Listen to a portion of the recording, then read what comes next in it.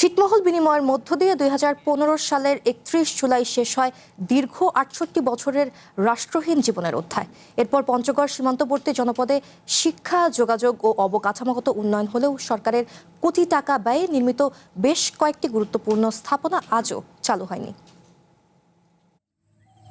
2015 সালের 31 জুলাই দীর্ঘ 68 বছরের রাষ্ট্রহীন পরিচয়ের অবসান ঘটে পঞ্চগড়ের গাড়াতি ছিটমহলবাসীর। এক যুগের কাছাকাছি সময়ে শিক্ষা, যোগাযোগ ও অবকাঠামোয় দৃশ্যমান উন্নয়ন এলেও সরকারের কোটি টাকা ব্যয়ে নির্মিত কয়েকটি গুরুত্বপূর্ণ স্থাপনা আজও চালু হয়নি। ফলে কাঙ্ক্ষিত সেবা থেকে বঞ্চিত স্থানীয় বাসিন্দারা।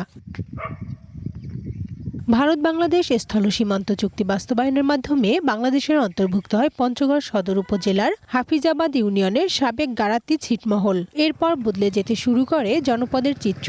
নির্মাণ করা হয় পাকা সড়ক, প্রতিষ্ঠিত হয় স্কুল, কলেজ ও মাদ্রাসা। বিদ্যুৎ, নাগরিক সুবিধা সহ বিভিন্ন সরকারি সেবাও পৌঁছতে শুরু করে এলাকায়।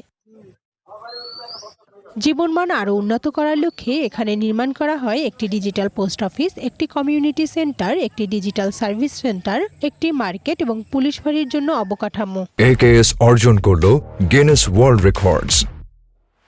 AKS কিন্তু নির্মাণের দীর্ঘ সময় পেরিয়ে গেলেও সেগুলো চালু করা হয়নি। কোথাও তালাবদ্ধ ভবন, কোথাও ঝোপঝাড়ে ঢেকে যাচ্ছে সরকারি স্থাপনা। এখানে একটি ক্লিনিক করা হয়েছে, একটি আপনার কমিউনিটি সেন্টার করা হয়েছে, যেটার কোনো কার্যক্রম চলমান নেই। অফিসটা আপনার ঘরও তৈরি হয়ে গেছে, সবকিছু তৈরি হয়ে গেছে, জায়গাও অধিগ্রহণ করা হয়েছে, কিন্তু কি কারণবশত আজ পর্যন্ত এটা বাস্তবায়ন হচ্ছে না।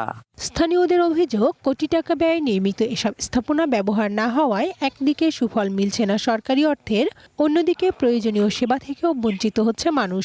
ছিটমহলে একটা পুলিশ ফাঁড়ি হয়েছিল, সেটা কি কারণবশত এখনো ওইভাবেই রয়ে গেছে। এখানে আমাদের মফিজুর রহমান কলেজ মাঠে একটি আইসিটি ভবন হয়েছে, সেটাও পরিত্যক্ত অবস্থায় রয়েছে। ডাকঘরটা যদি চালু হয় আমাদের হাফিজাবাদের নাম থাকবে, সবকিছু হবে। আমি চাই যে ডাকঘরটা চালু হোক। শিগগিরই চালু হবে ডিজিটাল সার্ভিস সেন্টারটি। আর প্রয়োজন অনুযায়ী অন্যান্য স্থাপনাগুলো চালুর বিষয়ে সংশ্লিষ্ট দপ্তরগুলোর সঙ্গে যোগাযোগ করছে উপজেলা প্রশাসন। এপি মহোদয় তার এখানে এটার ফাইল ডিল হয়েছে, তার সাথে কাজ করে আমরা এটা চালু করার জন্য উদ্যোগ নিয়েছি। কিছুদিনের মধ্যে আশা করি এটা চালু ছিল, মধ্যে কিছুদিন বন্ধ ছিল, আয় হচ্ছিল না। কিছুদিনের মধ্যে আমরা আবার পুনরায় এটাকে আয়বর্ধক করে চালু করার উদ্যোগ নিয়েছি, ইনশাল্লাহ চালু হবে। দ্রুত সরকারি স্থাপনা চালু করতে কার্যকর উদ্যোগ নেবে সংশ্লিষ্ট কর্তৃপক্ষ, এমনটাই প্রত্যাশা স্থানীয়দের। One national desk.